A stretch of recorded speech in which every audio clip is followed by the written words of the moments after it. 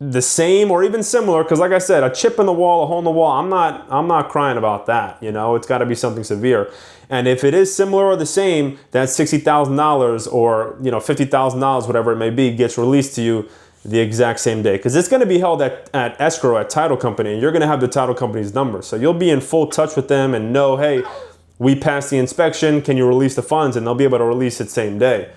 I think instead of us saying, hey, we're sending a team member, oh, there's a few holes on the wall, you send your own person in there and you get them to send you pictures and videos and stuff like that. That way you know, there's no funny business or anything like that. Okay. Okay, well, if you guys want to get the contract together, and resend it with the changes, I can read all of that, and then if I have any other questions, I can let you know. That way I'm not wasting any of your time. Okay, cool. And I will have Anthony make have some flexibility with the escrow holdback as well. So you see a little surprise in the new agreement as well. Okay. Okay, thank you. I appreciate it. All right. Thank you so much, Christina. Take care. You too. Bye bye.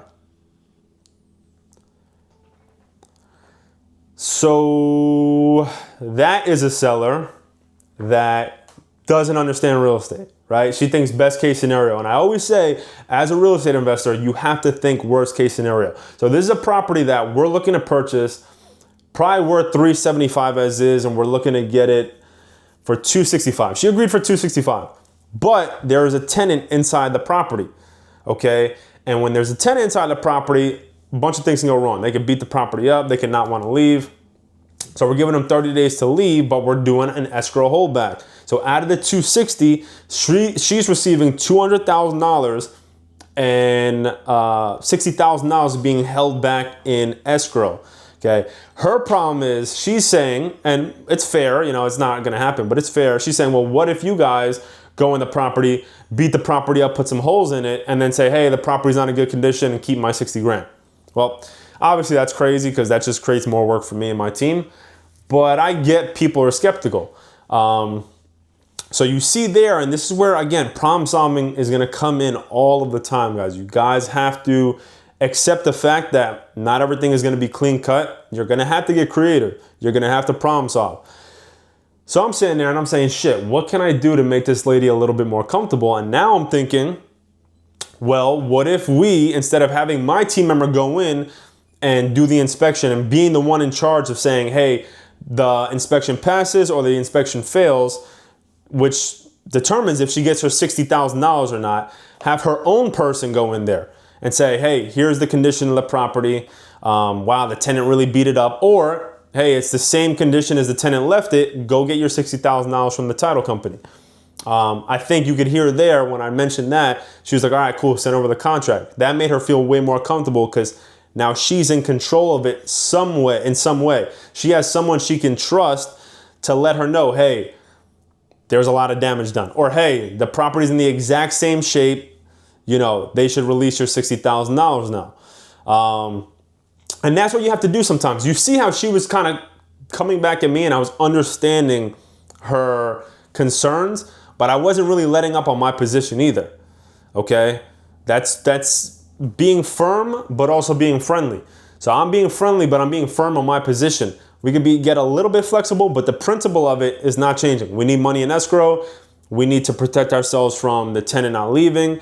We need to protect ourselves from the tenant beating up the property. That way we could either wholesale this property for $25,000 or we could buy it and relist it on the market right away, right? So in these situations, again, you have to try to find a middle ground of where you are comfortable with what you're getting, the deal you're getting. But on the flip side, you're making the seller feel comfortable enough to go ahead and sign that contract. Because that's the hardest part, right? It's always getting them to finally just agree, release some of the control, and sign that contract, okay? So that is a perfect example of an escrow holdback, but then also trying to meet in the middle, right? Come to some fair ground with the seller to try to make them feel a little bit more comfortable. Again, this could be clean. This could have been clean cut. Obviously we do get business, so we're not thinking the way she's thinking. But guess what? She's thinking the way she's thinking. All right, so now we have to combat that in a friendly way where she feels comfortable and confident in our ability to come through and get things done in a proper, clean, ethical manner so she can get her money and do whatever she wants to do. Okay? I don't know why she's selling so low. That's not our problem. She's distressed in some way, or she wants to sell quick in some way. Property's brand new, basically. It's newly renovated. We're getting it at over $100,000 of a discount. Now my job is get them to sign. Okay, well, actually, that's my acquisition manager's job, but they did a great job, but she keeps throwing things at them. So I said, all right, let me hop on and have that conversation. And you see how, again, being firm but friendly and giving a little flexibility can go a long way. All right, guys, so listen, if you like more of this stuff, continue to watch, continue to subscribe, like, tune into all these videos. We're just getting started on this channel. I'm gonna give you behind the scenes on absolutely everything that no one else wants to give you behind the scenes access to. Teach you guys the real life stuff that goes on behind these deals, to get these type of deals, to run a 7-figure business completely remotely and things like that. So make sure you like and subscribe. Make sure you follow me on Instagram, the Jordan Santiago, on X, the J Santiago. Let's keep rolling. Happy hunting. Let's go.